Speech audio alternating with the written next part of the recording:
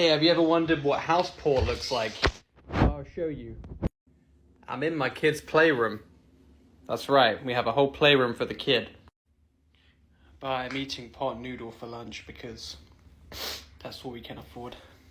These rants are all over TikTok, and we need to talk about it. You know, I talk about homebuyer regrets here a lot. I wanted to share with you these TikTok videos that I found about people who regret buying a home and have now become house poor. I'm going to share with you my opinion on these videos and hopefully give you some good advice. And don't fret, I'm also going to share with you a couple of videos about how you can prevent becoming house poor and even get out of being house poor. So don't worry, I got you covered there. So you need to watch this video if you're in the market to buy a home so you can learn something from it and you won't have to be making a TikTok video complaining about how you're house poor. So no, we don't want that.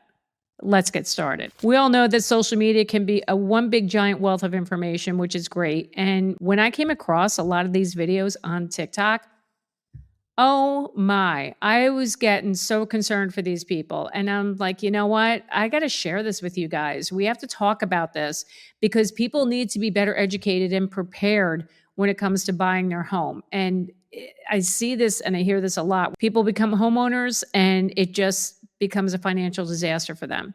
So let's get into it right now. I bought my own house. That first mortgage payment came in and I was like, oh, this is a situation. But at first you think you can handle it, right? Like, you know, what's a couple thou? What's a couple thou? I got it. But then the pipes in my 80-year-old home broke immediately as soon as I bought the house. Wiped out my savings. Then another pipe in a different area of the house broke. Okay, I'm struggling. Okay, I need help. Then my neighbor's pipe, it was a twin house, her pipe broke. And she didn't believe that her pipe broke, but her pipe broke on my side of the house. So all of that water that was coming down was spraying into my home.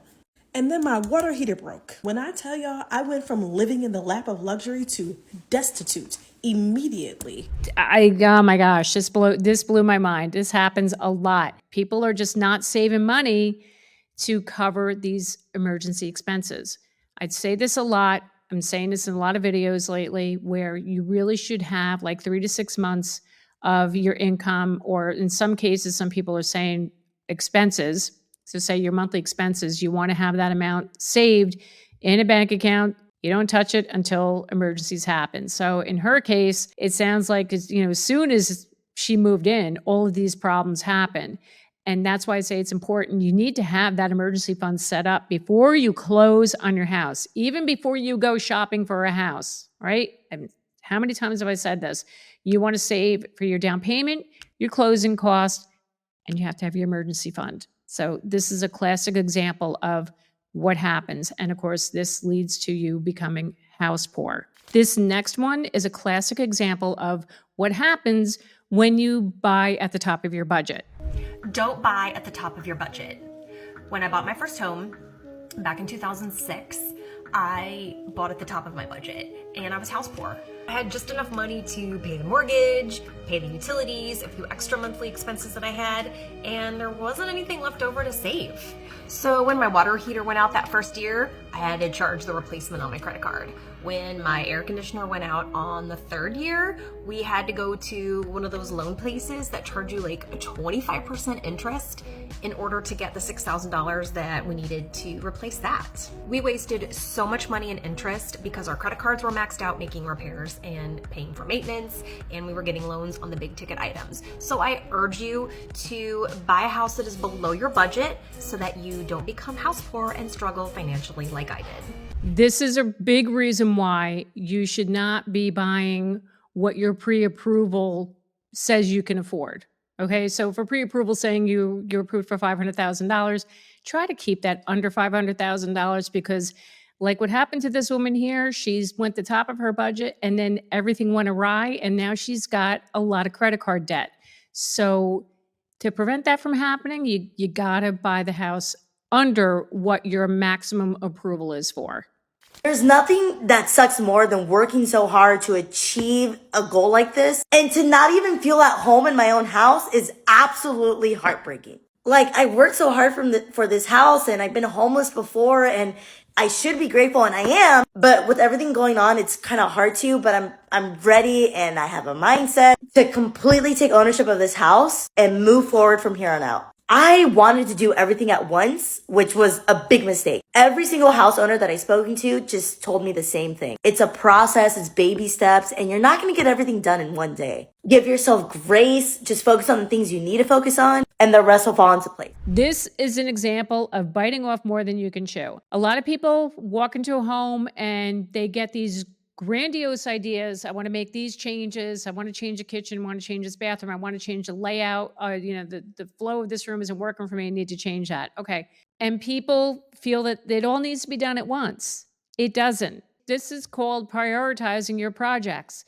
And I said this in a couple of videos ago. This is what people need to be doing. You have to prioritize. Do not feel like you have to go in and change the entire house at once, like what this girl tried to do and found herself in a financial disaster. So first and foremost, you want to tackle any repairs that need to be done immediately. So if anything showed up on inspection that wasn't repaired by the prior sellers, you want to go in and make those changes first, make those repairs, because if you don't, it could lead to bigger issues.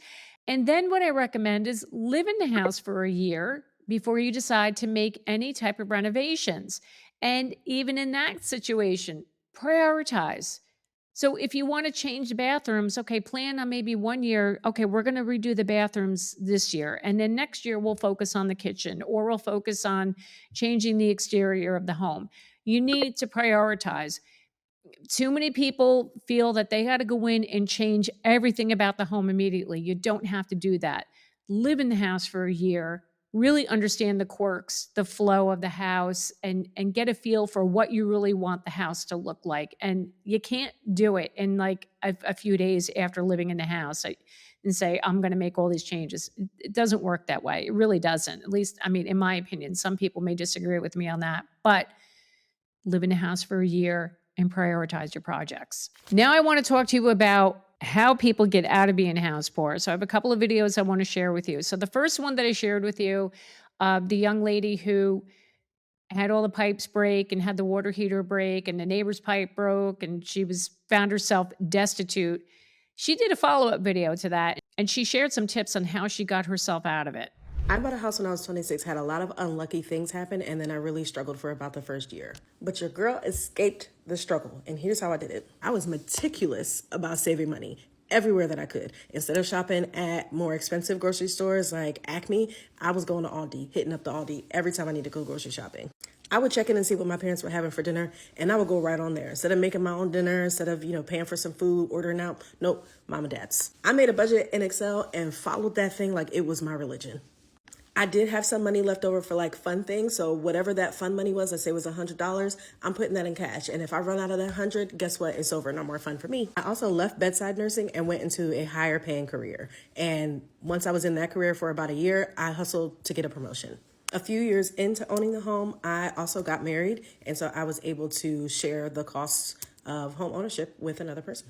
If I hadn't gotten married, I might have considered like taking in a roommate, maybe two, to try to defray some of the costs that way as well.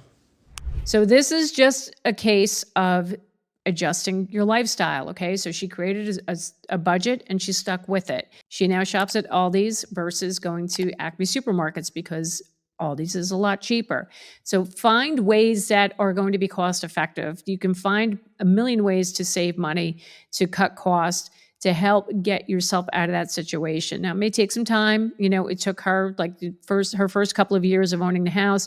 She had to kind of dig her way out of that. So she created a budget, found ways to save on groceries. I mean, she went to her mom and dad's for dinner. Maybe not everybody can do that if you don't live nearby your parents, but in this case, she was able to do that.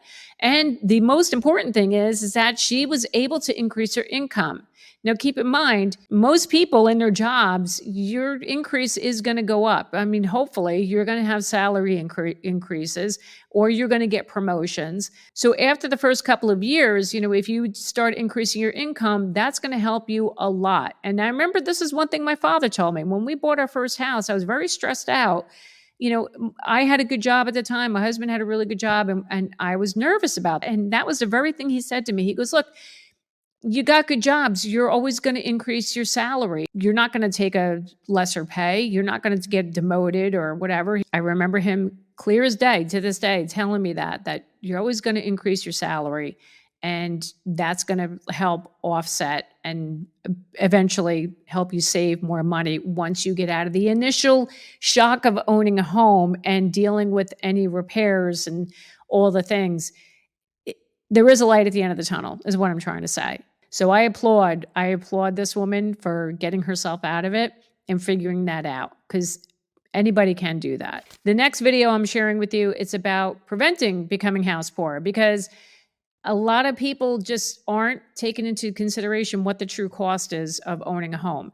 So this guy, his name is Freddie Smith. I follow him, and he's always got some spot on advice. So Freddie talks about how millennials regret owning a home because now they're house poor, and listen to what he has to say as to why this is happening and how to prevent it. Many millennials regret buying homes. This is why it's important for you to run your numbers so that you don't end up house poor. Let me show you what I mean. What you can qualify for and what you can comfortably afford is sometimes two different things. So if you make $100,000, the typical debt to income ratio a lender is going to use when qualifying you is about 40%. That gives you $40,000 divided by 12 months, gives you a monthly allowance of $3,333 if you have no debt. So you could buy probably around a $400,000 house. Your payment would be around $3,300, and you would just qualify and you'd be celebrating. But the next step you must take with your family is, what is your take-home pay? If you make $100,000, your take-home pay is around what? $6,200? If your house payment without utilities or anything is $3,300, that is 53% of your net pay. This is where you're creeping into the house poor area, and you don't want to be there. But I understand your frustration, because you're like, hey, I make $100,000. How can I find anything for under $400,000? Because back in the day, the financially responsible thing to do was to have your house payment be about 30% of your net. But if that were true for someone making $100K today, they would have to buy a $240,000 home, which doesn't really exist in most places. So I understand your frustration. But when you sit down with your lender, also sit down with your family, talk with your lender, and look at your net pay so that you don't end up house poor and you can actually enjoy the home you're purchasing. This right here, I hear about this all the time. What Freddie is saying here is you got to take a look at your net income. When you're qualifying for your mortgage, they're looking at gross. You got to look at your net income. So even though they say you qualify, for a certain amount, don't go by that number. Don't. You got to look at your net number. Talk to your lender. Have the conversation with your lender about this, and sit down with your family, like he said, or your spouse, to really crunch the numbers. This is before you even start shopping for a house, okay? You got to understand what the reality is going to be. So again, it's your net income you have to be looking at. Do yourself a favor. Don't rush into buying that home, searching for that home until you have all this figured out. And again, based on your net income, don't go by your gross income. And another piece of advice I want to give, when you're pre-approved for your mortgage, they're going to tell you how much you really qualify for. Now, I've had people who say they qualify for literally $1 million, but they're not buying $1 million home, because the reality is it's going to be kind of tight. So they'll end up looking at homes priced like $750,000 or $700,000, a lot less. So I recommend that if you get pre-approved for a max, they give you the maximum amount. Do not buy a house in that maximum amount. No, because you're going to end up house poor. So unfortunately, look, regrets happen all the time when people buy homes, but you can find yourself out of these situations, and hopefully you can start saving money again as you make more income and you find some cost savings, and you can get out of being house poor and not be discouraged and hating where you live, because you don't want that. So yeah, a lot of home buyers have regrets about buying homes. And if you want to know more about it, how about you check out the playlist right here where I talk all about this. Some really good information, especially if you're thinking about buying a home. Thank you so much for watching me today to get your dose of real estate reality. My name is Jackie Baker, and I will see you next time.